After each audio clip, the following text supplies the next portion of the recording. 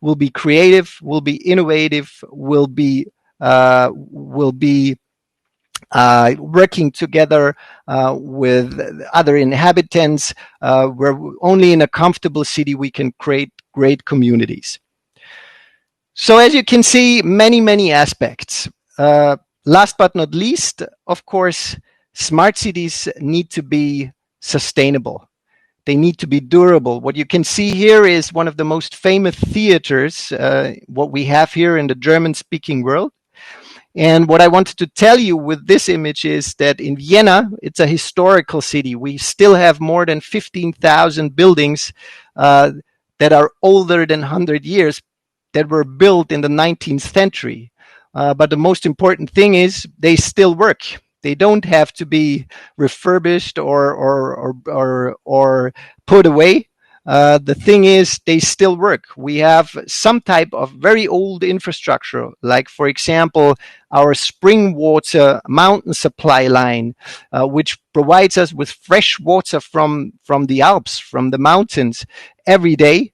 And it's from 1873, so it's 150 years old, and it still provides value, providing the whole city of Vienna with fresh water. And the crazy thing is, we use this fresh water, this drinking water, even to shower or to flush the toilet. But the point I want to make is that infrastructures like buildings, like public transport systems, like water systems, etc., they have to be durable. They have to be reliable, and they have to work for a long time in a smart city. And of course, sustainability also refers to climate change. We need to find ways to organize our cities in an eco-friendly way, minimizing the waste of resources, pollution, and protecting climate and nature. So what I would like to do now is to pose a first question to you.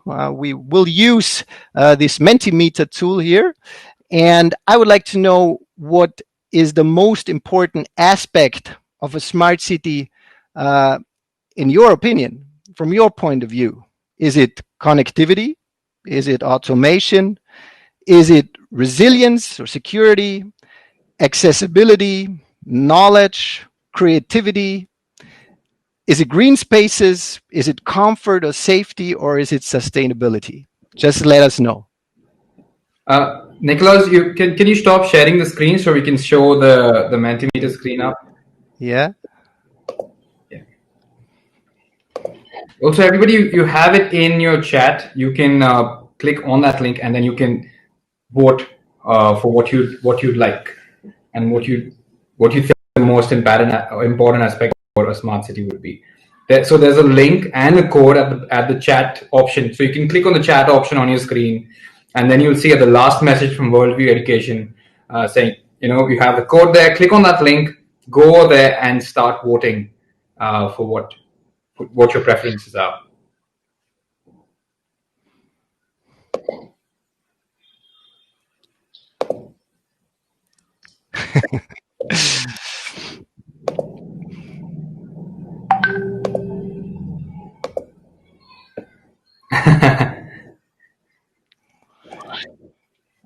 So I'm just going to read out the options if they are a little unclear. So the first one's connectivity, which hasn't received any votes at this moment.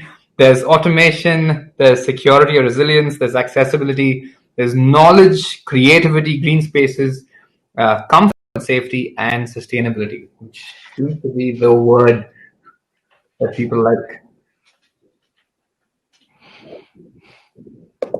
So maybe I can go from here already. It's interesting how the results turn out to be. Obviously, there is no clear favorite, and that's the thing I wanted to make clear. Of course, all these characteristics and all these aspects are important for a smart city. There might be differences from city to city, depending a little bit on the concrete situation, on the concrete location a city is facing. But basically, all these aspects are important for a city to become truly smart. What I wanted to show you is that this terminology, the terms they are not clear. So you have different priorities in different cities. And you have right now approximately more than 200 cities out there in the world that have developed smart city strategies, but almost all of them use the term a little bit in a different way. You have many, many researchers out there trying to analyze smart cities and to develop definitions. We have spotted more than 400 definitions of the term what a smart city is supposed to be. And they're quite similar, but in detail, you have many, many, many different interpretations what a smart city is supposed to be. And of course, what we know now is that a smart city Vienna has to be different from a smart city Delhi, or from a smart city Rio de Janeiro, or from a smart city New York. It really depends on the concrete strengths and weaknesses, on the concrete location, on the mentalities, on the concrete problems the city is facing. But there are some similarities. There are some priorities that really unite us. And of course, that is tackling some type of challenges that are the same everywhere in the world. So now we would like to get from these terminological questions now to, okay, I'll start. I hope this will be working now. Can you see the screen once again? I hope so. Yep, you're good to go. Okay. Good.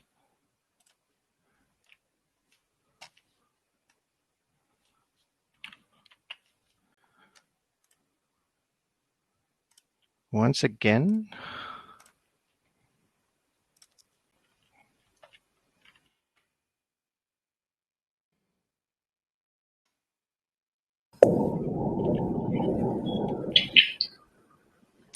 I don't know. I still cannot click further. Clicking on it is not helping, is it? No, it's not helping. I'm sharing and then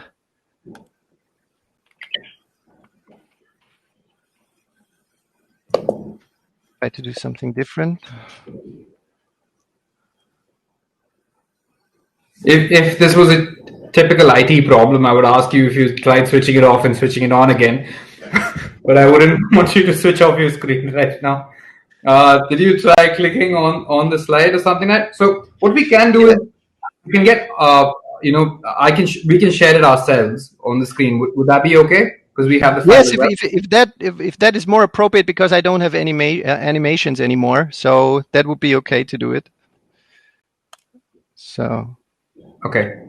Can we? No, I don't know what's the problem. Give me a second.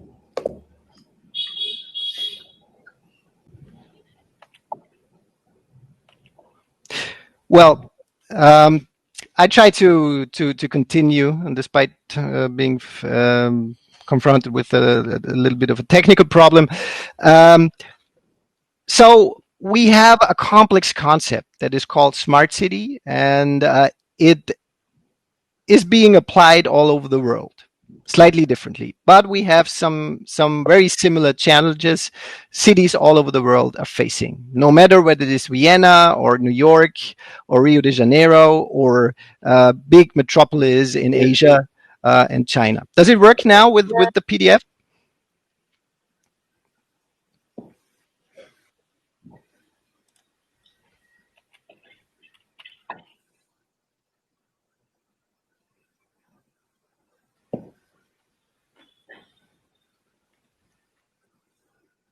Nicholas, so we have Aparna sharing the screen back in. Is this a slide that you want up?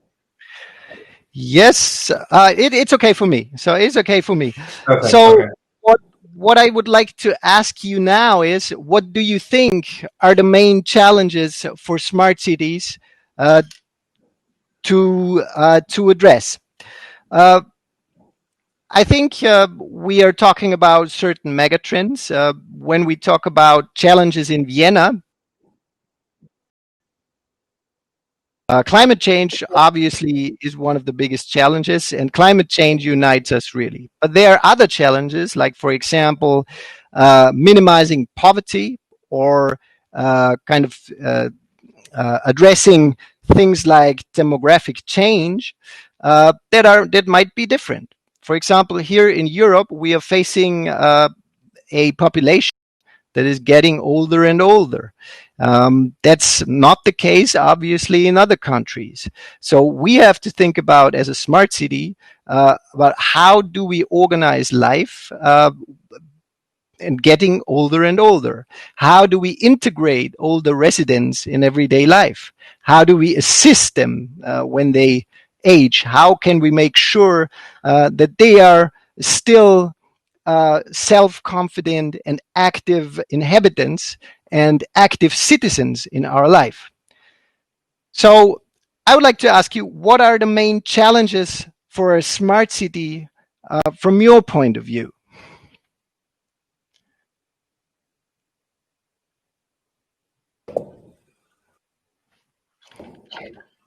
Okay, we're gonna. Yeah. The Mentimeter link again and screen that's 75040, and then you can answer. Yeah, again. So you can click on that link and vote. And what do you think the main city?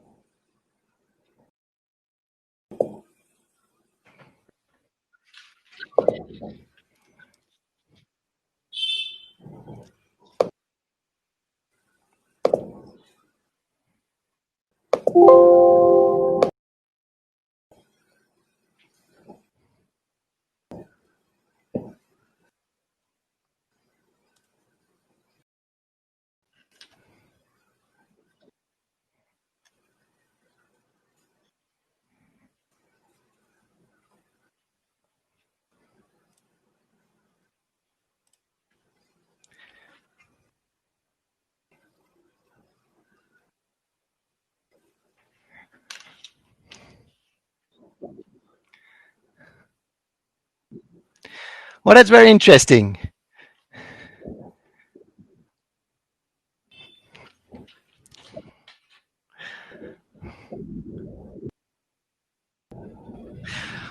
Well, some of you mentioned the lack of planning. Of course, that is an interesting notion I would like to comment on.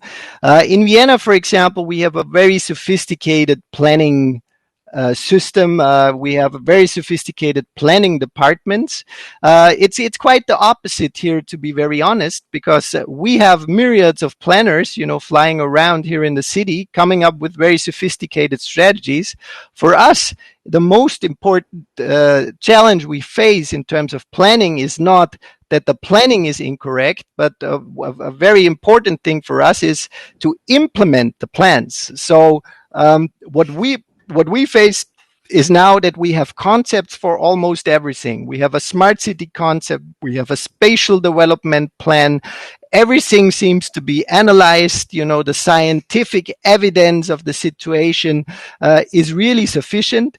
But the problem is, what we are trying to learn now is having, or getting trained and accumulating management skills to manage implementation, because that's a particularly hard thing when it comes to smart cities. In Vienna, we voted, or we opted for a holistic strategy, meaning that this is a strategy that addresses a lot of different questions, a lot of different spheres of urban life. When we talk about smart city, as I said in the beginning, we talk about energy, we talk about mobility, we talk about digitization, but we also talk about the protection of our environment. We talk about climate adaptation. We talk about health. And first and foremost, in Vienna, which is always a priority, we talk about social inclusion and social justice. So the question arises, what do we first? What is our priority? Who has to do what? In which district we start to kind of implement our smart city concept? Who has to come up with the resources? Who will pay? Who will do what? These are the questions that are hard to answer, because here in Vienna, of course, everybody would agree, of course, with the main goal, the main vision of our concept, that we want to make everything better in the long term. But the problem is how you get there, what to start with, how to answer the questions, what is the priority. So we have basically identified 3 questions that basically are fundamental. The first one is, how will we live? How will everyday life be organized tomorrow? The second one refers to energy. How will we heat and cool? How we will use energy here in Vienna? And the third one is, because it's so important, how will we get through our cities? How will we move? These are only 3 questions of many more. And here it starts to become political. So a smart city does not only have to have good planning and good evidence and a good vision and maybe project management.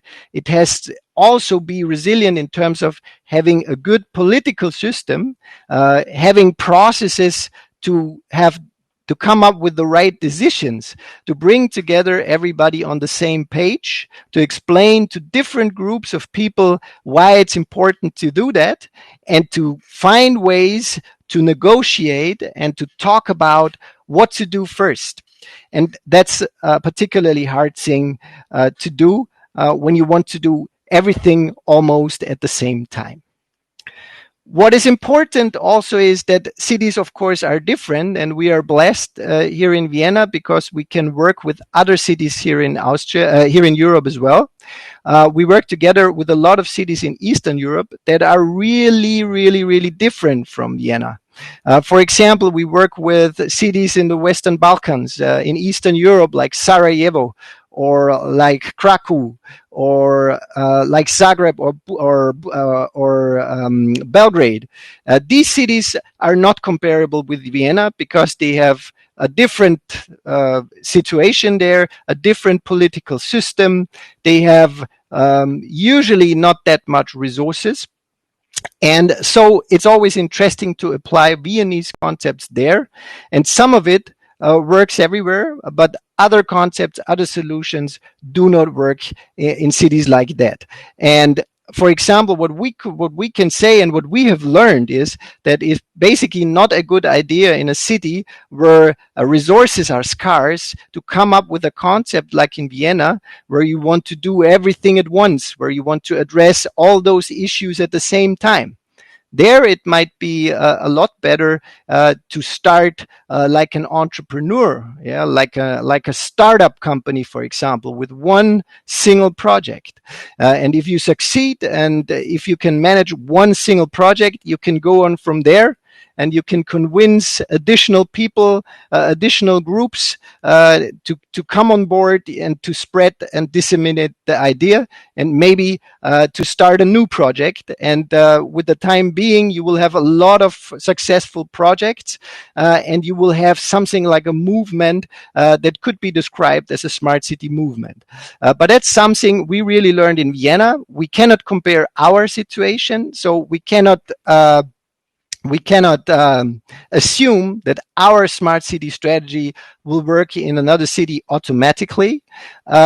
Instead, you have to look what the situation is in the city, how the city works, how it is located, what are the strengths, what are the weaknesses, and then come up with a strategy that fits with the city, that is customized to the needs in the particular city. So copy and paste a general recipe, a blueprint, or a banakea for a smart city simply does not exist.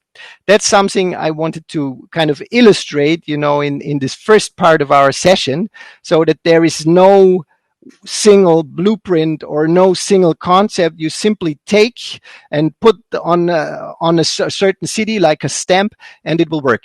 You will always be in a situation that you have to find specific solutions and a specific strategy for your city. Like it is when you go shopping, you need to find clothes and stuff that really fit.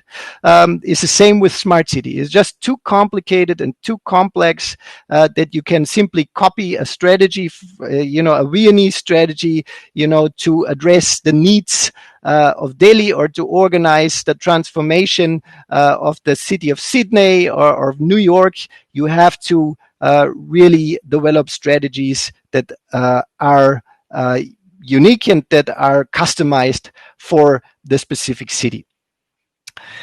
I would like to tell you now in part 2 a little bit more about Smart City Vienna, because Vienna, of course, is unique. There is only one Austrian Vienna all over the world. It's the capital of a rather small country. We have only 9 million inhabitants. In comparison with India, that's peanuts. You have more than 1 billion inhabitants. So the situation is completely different. But Vienna, of course, is facing the same megatrends, the same global problems, global challenges, such as digitization or climate change. So I hope that we can go on with the slides, and we continue with the slides that are called Vienna Basics. To understand what we want to do here in Austria, it's important to know a couple of things about Vienna. First, I would like just to tell you what are the strengths of the Austrian capital. Why do we believe that we are in a good position to become a smart city? You can skip the slide.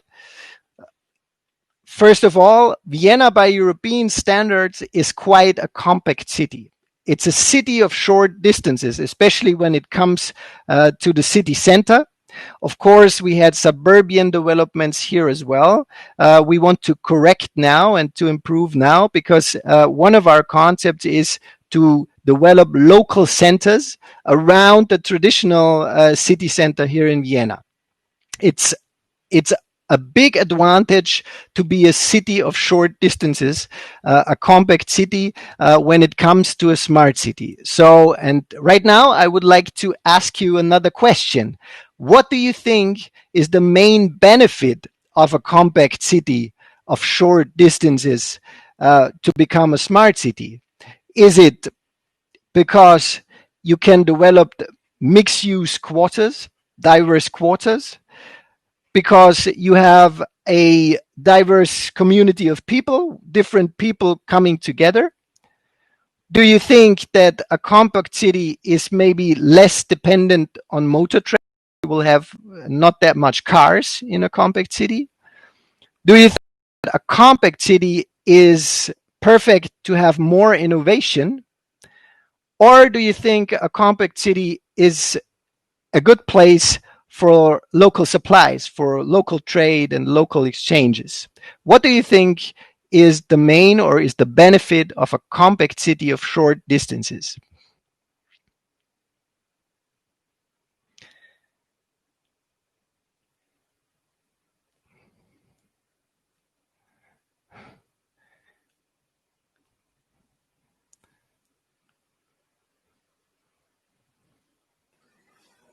Guys, the link is up on your chat again. So you can click on that and start choosing your options.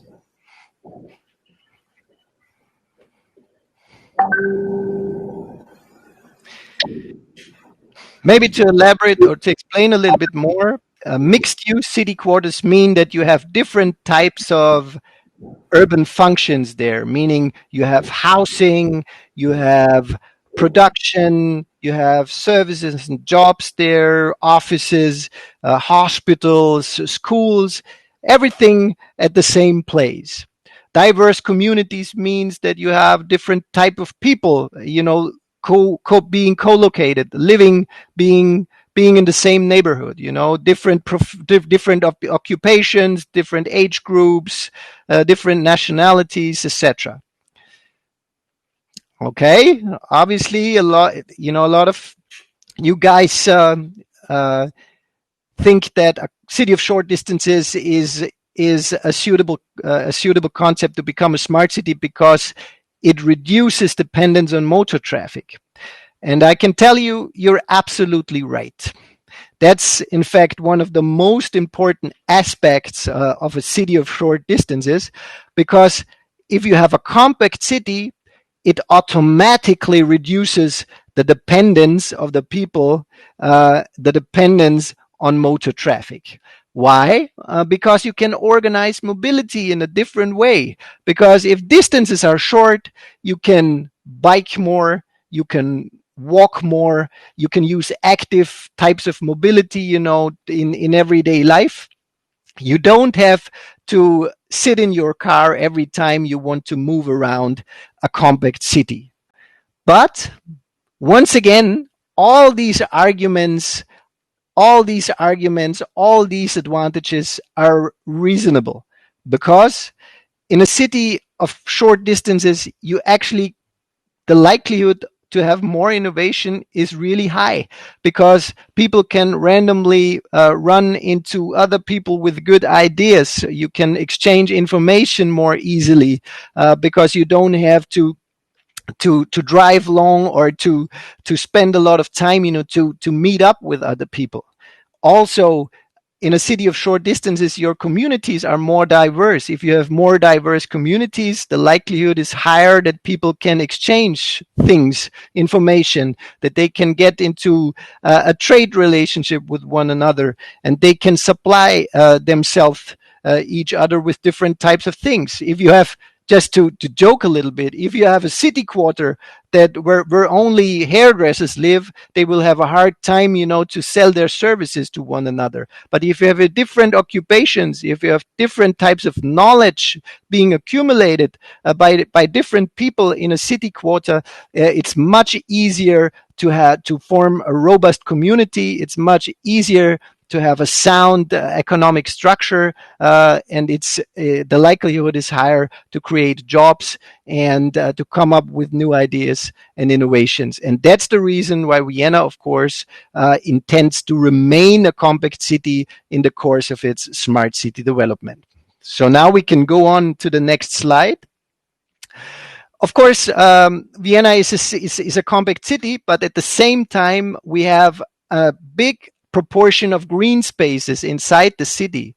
And this is very important, because if you want to live in a compact city, that means that it has to be socially dense, that it means that a lot of people share space that is scarce. In Vienna, for example, we have neighborhoods where up to 27,000 people per square kilometer live. Of course, by European standards, that's quite high. But we also have neighborhoods where only 4,000 people per square kilometer live in Vienna. If you look to Asia, for example, to Hong Kong, Kowloon, you have city quarters where you have 50 plus thousand people that share 1 kilometer city space. And that's much more. So for people to accept this, to have such a high social density, you have to come up with great open green spaces, with great housing spaces, and with great urban offers, because otherwise they would not accept, accepting such a high social density, at least not in Vienna, Austria, at least not in Europe. Of course, culture plays a vital role here, because if people are used to higher densities, of course, they will accept higher amounts of densities. But if people, for example, grow up, in rural areas in Northern Europe or something, it's very likely that they will not accept a higher amount of social density. But when you look at climate protection, it will be necessary that we share scarce space as good as possible, and that we will develop compact cities with high social density. Okay, we can go to the next slide. Another characteristic of Vienna is that it owns almost all its technical infrastructure. Of course, we are very aware that this is a privilege, but the city still owns its sewer system, water and waste treatment centers. and its energy system. It's responsible for public lighting. The city is fully controlling the public transport system, and also we have a quite sophisticated social housing system in Vienna, what makes the city one of the biggest owners of real estate, of apartments in Europe. So that's not necessarily the case in other European cities. We know a lot of cities where the city per se does not own almost anything, where all these infrastructures are run either by private companies or by other organizations or institutions. But when it comes to transform into a smart city, to change our city's makeup, to make it smarter, it can be an advantage to be the owner, simply because you don't have to negotiate with other owners when you want to implement something, when you want to change something, when you want to renovate or whatever. So what you see here is Vienna's waste treatment center, and it's a good example because usually waste treatment centers are huge energy consumers in cities. In Vienna, it's an asset because our waste treatment center produces more energy than it needs over the course of 1 year, thanks to quite innovative ways to use biogas that is extracted or generated from processing the sludge while the water is cleared. And also they use photovoltaics and solar energy. So this facility produces more energy than it needs over the course of the year. And in the back of the image, you see River Danube. And that brings me to my next question. Do you think that the Danube River water is cleaner upstream or downstream the city of Vienna?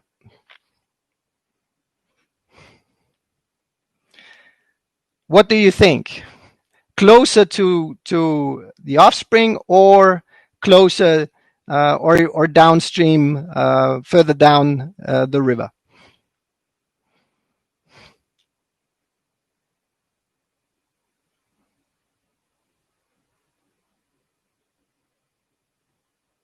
Yeah. First answers are coming in.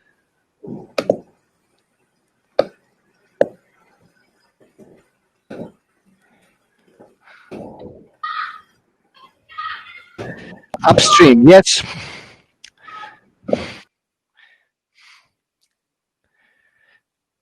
Well, at the first glance, that seems to be the correct answer.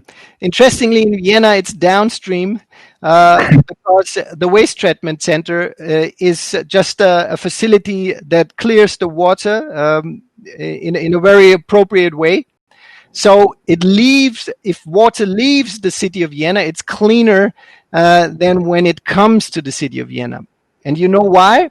Because all the smaller communities that are located upstream, they don't have sophisticated or such sophisticated waste treatment centers, which leads to more pollution of the Danube River waters. And that's why the Danube River is cleaner after Vienna than before. That's pretty interesting. I mean, the obvious answer I thought would be, that it leaves, because most cities in the world, the river after leaving that particular city would always be maybe dirtier than how it entered that particular city. But of course, in Vienna, that is that is not surprising to know that the river leaves cleaner than it was before it entered the city. We actually do have a question. It's coming towards the end of our session. So I thought it would be great, Nicholas, if you could answer a couple of questions that are coming in. Yes, I'm happy to answer a couple of questions. I just wanted to add one more thing. Okay. Here in Vienna, we have a framework strategy in place I would like to share with all of you after the session. It's quite a sophisticated document. You can read a little bit of it. It's fully available online in English. We will share the link with you. And it's typical for Vienna to come up with a holistic strategy like that, but it puts us into a situation that we have to come up with very, very sophisticated decision-making processes, not to get stuck in discussions and in political turf wars, what is a priority and what is not. And one last thing, to come up with proper solutions in terms of management, it's very important to measure the progress of a smart city, which is why we have developed a monitoring system that gives us data and observations on a regular basis, that we know how far we have come in the process. Because there's a very famous quote of a very famous management researcher called Peter Drucker. He said, "You only can manage what you measure. Everything else makes no sense." I'm happy to answer your questions. We could talk a lot more. Unfortunately, 60 minutes are a restricted amount of time, and I would like to apologize, for the technical problems in the beginning. Yeah, so we do have a really good question though. I'll frame it differently, but it says, Nikhil Vemulapalli asks, how can we help policy to be better? Like, I mean, the government does have policies, but how can a citizen, or especially in this specific case, how can Gen Z help make that policy better in terms of executing that policy? Two thoughts on that. First of all, in Vienna, we believe that participation is a very powerful tool.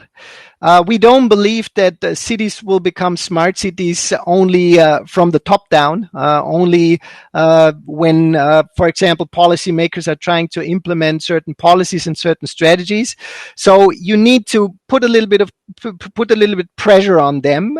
But of course, you need to provide politicians with good ideas, with fresh ideas. And very important from an innovation management point of view, you have to participate, because policymakers, as well as researchers, as well as businesses, as well as entrepreneurs, they need to know the real needs of the people, the real needs of the community, in order to come up with proper solutions. Because very often politicians only think that they know what is good for the people, but you always have to check back. And most successful innovations also in business and in the private sector, they are innovations that really solve people's problems, that fit with latent or real needs of the community. That's very important. And the second thing is measure, because it's very important, to minimize rumors and to kind of do feasibility studies and showcases, because there is a lot of rumors and a lot of bullshit flying around. And it's very important to capture the really good ideas, the really good technology that has a really good value proposition, but the value propositions have to hold in real life. And that's why it's very important that you really check that smart city solutions are really appropriate. And we believe here in Vienna that people always have to be in the center of it. So we really believe in the concept of human-centric innovation, to really involve people as early as possible in the process. There's another question that came in, again from Mithali Bhattacharya from Hyderabad. She asked, how can the best of Vienna, so I'm going to rephrase that question again, how can the best of any city, you see a best practice, you read about it, how can it be brought to your city? Of course, like you mentioned right in the beginning, that there is no one formula for any smart city. There is not one solution. But how do you adapt best case practices for your city? Could you shed some light on that? Yeah, obviously, I don't want to get misunderstood. There are many best practices out there, and there are, of course, also technical solutions that can be copied, or that can be, spill over to other cities. That's completely clear. In Europe, we have the problem that despite the European Union, we still have 27 different countries. We have some type of transactional problems, language barriers, etc.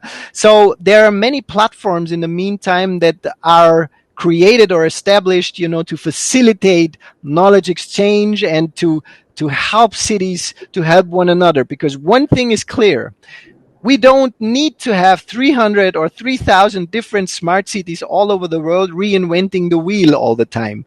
So the best thing, of course, would be to have a mechanism or a process in place where you can quickly see, okay, there is a solution that, for example, Vienna or New York or Hyderabad has developed, and it would work in another city as well. We have positive examples here, especially in the digital field. For Yeah. example, in Europe, we have a lot of open source software that is provided by leading cities like Helsinki or Amsterdam. And these open software, for example, mobility platforms, etc., is simply copied or downloaded and adjusted by smaller cities to run their public transport or mobility system. But this is quite easy because this is a software code. You can download it, you can adjust it to your needs, and it will work. And you will have very, very, very few developmental costs and R&D costs and things like that. But the problem is you have a lot of solutions where people are the decisive factor. And these solutions, they are hard to kind of to scale it up from one city to another. I give you one example. We have here in Vienna, we have a very promising concept to build solar energy plants, photovoltaic plants.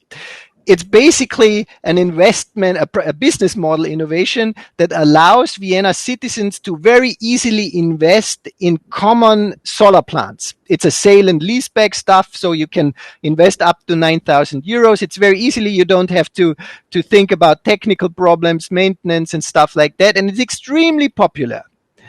But the problem is, to make this an economically viable function, you need to have rooftops and spaces that are cheap to rent or free of cost. And here we have a specific situation in Vienna where we have the energy provider who has such rooftops available. On top of that, you have a certain legal situation here when it comes to organizing sale and leaseback trades, etc. And here the legal situation, of course, is different here in Europe as well as in comparison with Russia or America or India. And concepts like that are much harder to copy because they rely on local specifics, so to speak. And especially when a concept relies on a certain everyday culture, it's hard to copy it from one country to another. The best example is there are a lot of cities who try to copy Silicon Valley, but it's not possible because you don't have the equity markets elsewhere, and you don't have this investment culture they have in California, in other countries. So you cannot simply copy and paste. Yeah. Yeah, we do have one last question. I mean, one last question that we have from Mayuri. She asked, what is your opinion about public-private partnerships in smart city missions of any particular city? And I'll rephrase that for the ones, public-private partnerships. Let's say there is a company that would like to work with the government, to solve a particular problems or a city or amenities basically that a city needs. What are your thoughts about it? And we'd like to hear your personal thoughts about that particular question. Yeah, it's a question I'm very familiar with because it comes up almost every day in my professional life. Basically, you have to say that there are different forms of collaboration between different innovators you can choose. Public-private partnerships per se, they are a very important option here in Austria, in Europe, because one thing is pretty clear: we cannot become a smart city. The municipality alone cannot become a smart city. We need to work together. All societal stakeholders, private sector, business, science, culture, NPOs, etc. We need to work together because cities alone will not do it. The best example is the automotive industry, for example. We will not providing the dominant design. We are depending on regulation at the federal level, at the European level, etc. And we, of course, have to work together with the people who use this type of to use this technology. In Vienna, public-private partnerships have a long tradition, and in Europe as well. But so I'm very confident that this type of collaboration will be the one that will contribute significantly to our cities becoming smart and becoming sustainable environments and habitats. But the thing is, usually those contracts are quite complex. So a necessary prerequisite is for a well-functioning private partnership that it's a fair contract where risks and potential profits are shared appropriately and fairly between the public sector entity or the public sector partner and the private sector partner. And if that's done in a good way, you have a good chance, to really create value. We, for example, we use public-private partnerships a lot in institutionalized public-private partnerships in urban development, where we try to refinance public infrastructures, parts of subway systems, for example, or technical infrastructure by using public-private partnership structures. But the problem is usually the more money you are kind of managing within such a public-private partnership contract, the contracts are very complex and they have to be negotiated, and they have to have good quality in terms of fairness and risk sharing. Yeah. All right. Maybe one. That was a lot of a lot of interesting information that you shared with us. And of course, you're talking about the city of Vienna. They've been ranked one of the number one livable city in the world for the past 10 years. So you obviously know what you guys are doing back there. And I'm sure that all of us can take a lot away from these best case practices. And thank you so much for that question that someone asked on how do we adapt these best case practices. And thank you, Nicholas, for answering these questions and more. May I add one more thought? Absolutely. You mentioned that we are ranked high in certain livability rankings, etc. We are obviously we are glad and we are happy that we are having nice rankings and etc. But of course, what is very important to understand, rankings, they work with a specific method, with the specific indicators, and they never give you the full picture. So it's always important to be a little bit cautious and with interpretations, because these rankings sometimes they have also they address marketing functions, and it's nice to have a good ranking, but usually the real world is much more complex, and of course there are rankings where Vienna is not number one. So that's you have to admit that, of course. Yeah, thank you so much for that. I mean, it's funny for you saying that. It would probably be, you'd expect an answer like that for someone who's probably lower on those rankings that we're talking about. But yeah, that is an important piece of information.